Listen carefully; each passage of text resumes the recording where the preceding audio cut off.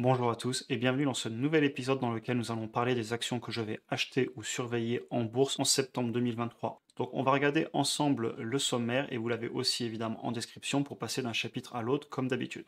Tout d'abord, on va regarder où je vais concentrer la majorité de mes apports sur le mois d'août, aussi bien en actions qu'en ETF. Dans la deuxième partie, on va regarder les actions qui sont proches de mes prix cibles et que je pourrais acheter, mais que je vais peut-être réanalyser ou confirmer, voir si elles baissent, peut-être les acheter. Et en fin de vidéo, on fait une petite mise à jour sur ma philosophie en ce moment, est-ce que j'ai du cash, est-ce que j'investis, mes achats possibles, etc. On va commencer par les ETF, c'est une section que j'aborde chaque mois, on n'y passe pas beaucoup de temps parce que c'est tout le temps un petit peu le même discours, mais sachez que j'achète des ETF en DCA et j'aime toujours rappeler que c'est l'un des piliers de ma stratégie patrimoniale que d'investir sur des actions et des indices, notamment via les ETF, avec le même montant chaque mois. C'est aussi quelque chose dont je parle tous les mois sur Instagram. Généralement, je vous fais une story pour vous dire que je viens d'acheter les ETF. Donc d'ailleurs, n'hésitez pas à aller me suivre sur Instagram, j'ai fait du contenu différent.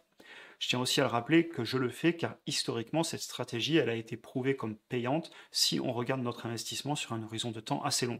Et c'est les graphiques que je vous ai mis en dessous. Si vous regardez le S&P 500 sur 5 jours, il fait du surplus, il peut monter, baisser. Sur 5 ans, il a quand même tendance à monter. Et sur une très longue période, il monte de façon exponentielle. Et juste en dessous, vous avez le tableau d'une étude qui a été faite entre 1926 et 2020 et qui montre qu'au jour le jour sur le S&P 500, globalement, c'est du 50-50 qu'on soit à la hausse ou à la baisse. Au bout d'un an, c'est en moyenne 75% de chances d'être en positif. Et plus on avance, 5 ans, 10 ans et 20 ans, et plus on se rapproche des 100% de chances de ne pas perdre d'argent. Évidemment, la performance passée ne garantit pas la performance future, mais il y a un moment, il faut se baser sur quelque chose pour nos investissements. Et historiquement, les ETF ont prouvé comme étant un outil extrêmement puissant pour investir sur le long terme sans trop se prendre la tête. Et évidemment, les ETF, je les utilise dans une stratégie patrimoine totale, en fonction de mon âge, des risques que je peux prendre, de ma carrière, d'où est-ce que je me dirige, quand est-ce que je veux prendre ma retraite, etc. Et mon portefeuille, il est composé d'ETF, d'actions, d'immobilier, je l'espère, je suis en train de chercher pour en acheter bientôt, du cash, de la crypto, des objets précieux, etc. Et comme vous le savez, je défends tout le temps sur la chaîne l'idée d'investir de façon intelligente sur le long terme et de non pas courir toujours après l'objet le plus brillant possible pour essayer de devenir riche en 3 minutes. C'est pas quelque chose dans laquelle je crois. Je dis pas que c'est impossible, il y a toujours des exceptions qui confirment la règle, mais personnellement, je préfère utiliser une stratégie solide sur le long terme. Et quand je vois le parcours que j'ai fait en 5 ans, 10 ans, je regarde en arrière et je me dis, j'ai eu bien fait d'utiliser des stratégies qui sont certes un petit peu bon père de famille, mais qui permettent d'avoir des résultats sur le long terme et des résultats beaucoup plus conséquents, à mon avis, que la majorité des personnes qui vont tout le temps chercher la solution miracle au lieu de faire des choses qui fonctionnent, ou en tout cas qui sont prouvées comme fonctionnant historiquement. Sur ce, on va passer aux actions individuelles. Tout d'abord, et c'est pas une surprise, je vais encore acheter du Enphase. Et ça, c'est quelque chose que je tiens à dire quand je vous dis c'est pas une surprise, c'est-à-dire que lorsqu'une action atteint un prix que je vise et que je vise depuis des mois, il faut se rappeler que Enphase est une entreprise que j'avais vendue quand elle était pour moi complètement surévaluée en août 2022 et j'ai dû attendre jusqu'à juin 2023 pour l'acheter, soit 10 à 11 mois plus tard, et ça y est, je la rachète enfin. Donc oui, je me répète, ça fait plusieurs mois que je parle de cette entreprise, je ne vais pas passer beaucoup de temps dessus. Vous avez des vidéos d'analyse d'actions individuelles qui parlent justement d'Enphase, je vous les ai mis ici. Il y en a eu une en juin, une fin juillet, donc il y a vraiment pas longtemps, n'hésitez pas à aller les voir. Après, si je tiens à vous en parler, c'est surtout pour vous rappeler que c'est extrêmement important de connaître ces entreprises, d'avoir ses convictions, de connaître ses prix cibles selon ses analyses. Et une fois qu'on l'a fait, on n'a plus de doute. Quand une entreprise baisse, on l'achète. Et ça, je le tire clairement de mon expérience personnelle et des affaires que j'ai ratées. Ça fait pas mal de temps maintenant que je poste sur la chaîne et comme vous l'avez vu, il y a eu des moments où des actions, je voulais vraiment les acheter et je les ai ratées parce que j'étais pas assez organisé ou je pouvais pas tout acheter en même temps. Et il y a eu aussi des périodes comme en début d'année où j'ai acheté massivement du Google, du Tesla, du Meta, du Amazon, etc. Alors qu'elles étaient sur des points très bas et qu'il y avait de la peur de partout qui disait que Google allait se faire manger par ChatGPT, que Tesla, ça allait être très compliqué à cause du patron, etc.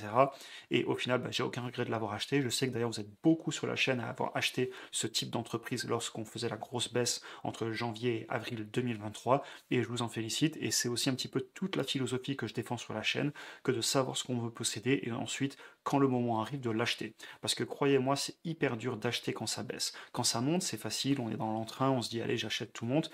Quand les marchés baissent, ça demande une sacrée volonté d'oser acheter parce que ça peut continuer encore à baisser et personne ne peut prévoir où sera le fond du marché, personne n'a de boule de cristal. Pour passer rapidement sur mes chiffres, comme vous le savez, je me fais un tableau avec des prix cibles. On voit qu'ici, Enphase, c'est une entreprise que je veux acheter sous les 160 dollars et à côté, j'ai le lien qui me permet d'aller voir l'analyse. Et pour information, pour ceux qui sont dans le programme sur la bourse et les finances personnelles, dans les modules, vous allez dans le 10e module et vous avez le fichier de suivi prix cible et ensuite vous y avez accès.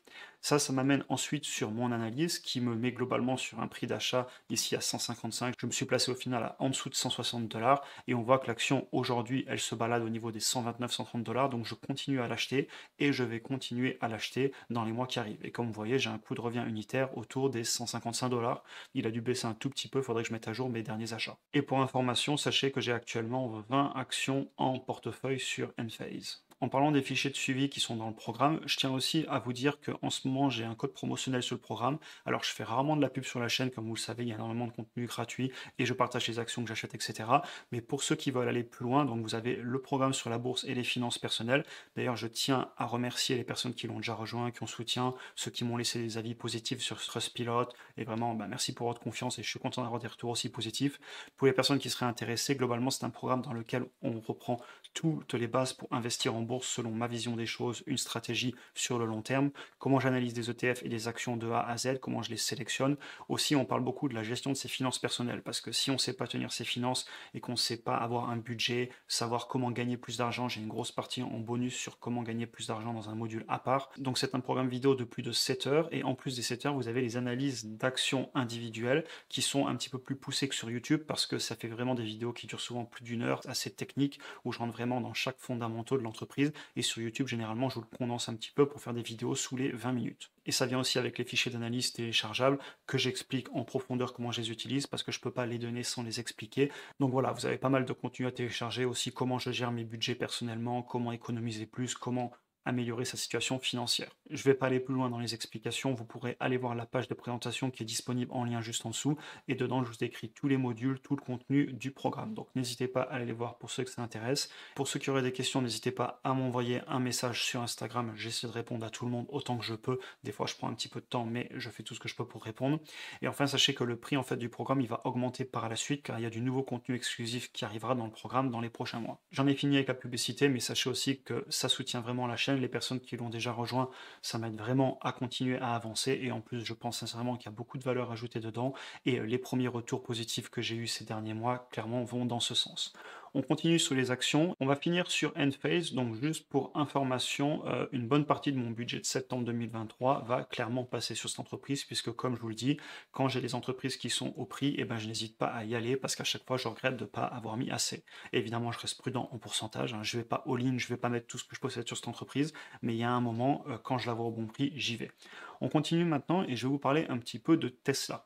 J'en ai déjà parlé dans la vidéo qui était sortie mercredi, et je vais vous préparer une vidéo complète assez technique qui va sortir soit dimanche soit le mercredi d'après. Elle va me prendre assez de temps à faire, donc bon, on verra quand elle sortira. Et en fait, je vous parle de Tesla tout simplement parce que je suis de plus en plus impressionné par l'entreprise. Le plus je regarde et le plus je vois des choses qui me plaisent vraiment. Surtout que certes, j'en parle pas souvent sur la chaîne, mais au départ, j'ai quand même une formation d'ingénieur, et donc le plus je gratte cette entreprise et plus je regarde dedans et plus je découvre des choses qui me surprennent.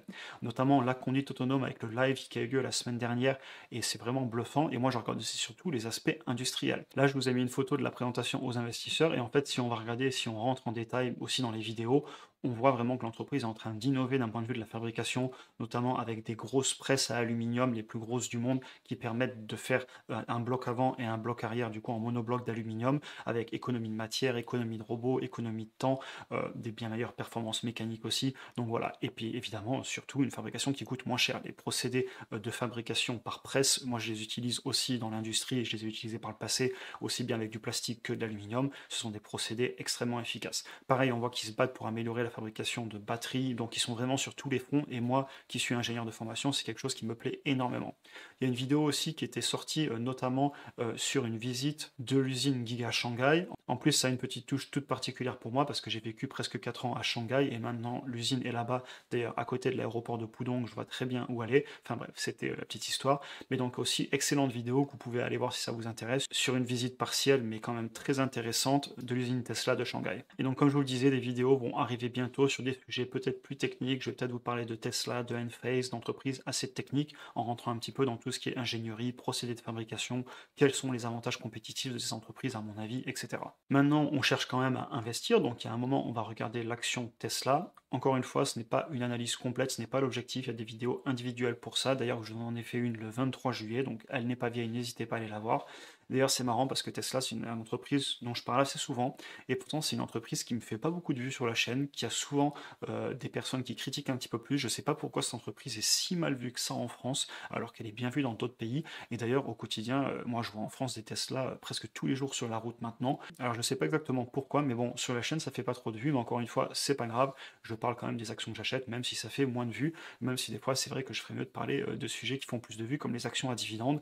J'en parle des fois, mais je parle aussi des actions croissance, ce que j'achète personnellement. Alors Tesla, c'est une entreprise qui n'est pas simple à analyser parce que c'est une entreprise qui a toujours une forte croissance. Et d'ailleurs, si vous regardez sur les 5 dernières années en composé, on a eu une croissance du chiffre d'affaires de 47,3% par an. C'est une entreprise qui a un PI de 73, un forward PI de plus de 50, un prix par rapport au chiffre d'affaires de plus de 8. Donc c'est une entreprise, quand vous la regardez sur le papier, elle est extrêmement chère malgré sa croissance. Mais au final, on pourrait se faire piéger au premier abord. C'est-à-dire que si on regarde juste les ratios comme ça, on se dit, bon, je vais jamais l'acheter. Par contre, si on fait une projection de ces chiffres dans le futur, et d'ailleurs, j'ai mis à jour mon analyse Tesla suite au résultat du deuxième trimestre, je vous l'ai mis ici, et donc j'ai monté mon chiffre d'affaires en TTM, donc en 12 mois glissant, à 94 milliards de dollars. Et quand je rentre tous mes chiffres, on arrive sur un prix à payer pas loin de 200 dollars, alors que l'entreprise, aujourd'hui, elle est à 250 dollars. Donc elle est un petit peu chère pour moi. Comme vous le voyez aussi, j'ai un prix de revient unitaire à 173 dollars. Donc voilà, je suis en dessous de mes 200 dollars. Je pourrais peut-être renforcer si elle venait à baisser et que je pouvais arriver avec un PRE qui serait toujours sous les 200 ou autour des 200, peut-être 210 dollars. Il faudrait que j'affine mon analyse. Mais globalement, si je vous montre ça, c'est surtout pour vous rappeler qu'au final, peu importe si on aime l'entreprise, et j'aime beaucoup l'entreprise d'un point de vue technique, je ne vais pas la payer à n'importe quel prix. Je vais faire mes chiffres, mes projections personnelles, pas celles des analystes, mon avis à moi, et je vais me dire si je veux faire tant de retours sur investissement par an, je dois aujourd'hui, en actualisant le cash flow du futur dans le présent, ou en projetant les bénéfices, ou en projetant le free cash flow, il y a plein de façons de faire des analyses, tout est expliqué d'ailleurs dans mes différents Excel pour ceux qui sont dans le programme, et au final je ramène aujourd'hui et je dis voilà, il faut que je la paye tant d'argent et pas plus par action, et c'est ce que je fais au final, et ça me rassure énormément à acheter l'entreprise. Donc pour conclure sur Tesla, il se pourrait que je l'achète si elle venait à baisser un petit peu, et je tiens surtout à le dire que mes convictions ne font que croître dans cette entreprise. Surtout parce que je passe beaucoup de temps à regarder l'aspect industriel, l'ingénierie, l'innovation, les marges potentielles de l'entreprise et les avantages compétitifs qui sont en train de se créer sont pour moi impressionnants. Après, je vois aussi des risques clairement. L'intelligence artificielle, on n'en est pas encore là sur la conduite autonome. Il y a aussi des risques politiques, etc.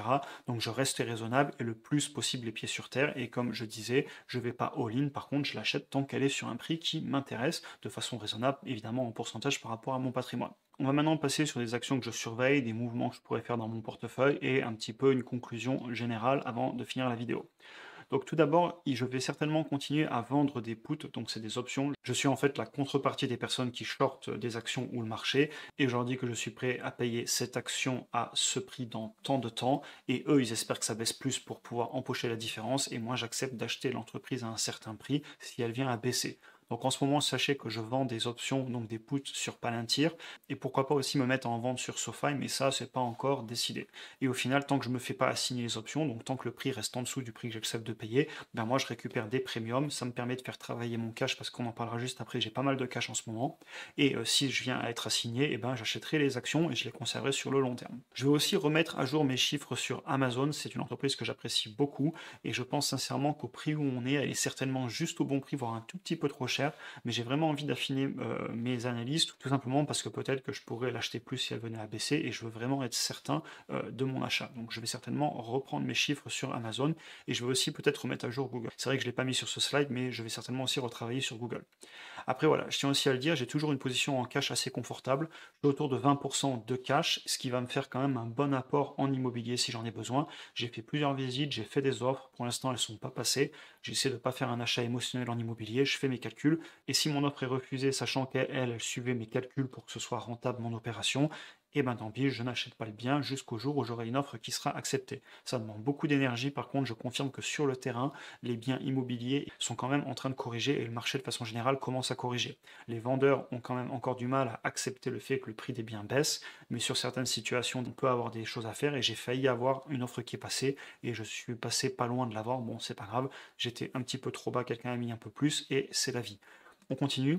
Au final, je tiens à dire ma philosophie, et surtout si une baisse vient à arriver encore sur certaines actions, c'est que lorsqu'une action atteint un prix que je vise depuis des mois, eh ben, je ne laisserai pas passer l'opportunité. C'est une erreur que j'ai pu faire par le passé et je ne vais pas la reproduire. De la même façon, les entreprises qui sont gagnantes dans mon portefeuille, je me bats au quotidien pour ne pas les vendre et les conserver. C'est pas si facile que ça mentalement, mais je prends mes Tesla, mes Apple, mes Microsoft, plein d'actions que j'ai où je suis en gain dessus, et ben clairement je veux les conserver parce que je veux laisser courir mes entreprises gagnantes dans lesquelles je crois, parce qu'elles compenseront largement les erreurs que j'aurais fait, parce qu'au final, même si j'ai quelques positions qui vont perdre, et c'est le cas de tout le monde, on aura tous des canards boiteux, et d'ailleurs dans les ETF, il y a des canards boiteux, c'est juste qu'on ne le voit pas parce que c'est trié automatiquement, mais voilà, je veux laisser mes gagnants gagner pour largement compenser les entreprises sur lesquelles j'aurais eu tort. Donc voilà, clairement, ne pas rater les opportunités parce qu'une fois qu'on les a, on les conserve en portefeuille et ça va payer sur le long terme. En tout cas, c'est ma philosophie. Je dirais aussi connaître ses entreprises, ses convictions et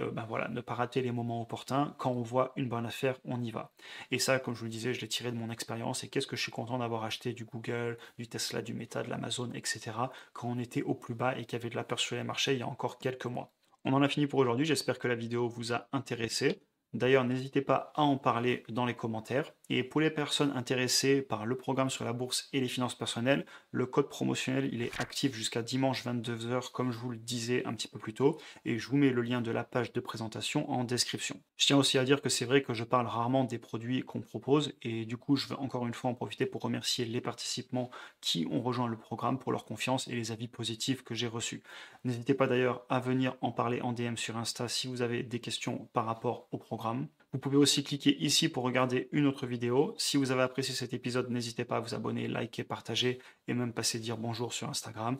Et sur ce, je vous souhaite une excellente journée et à très bientôt pour une prochaine vidéo.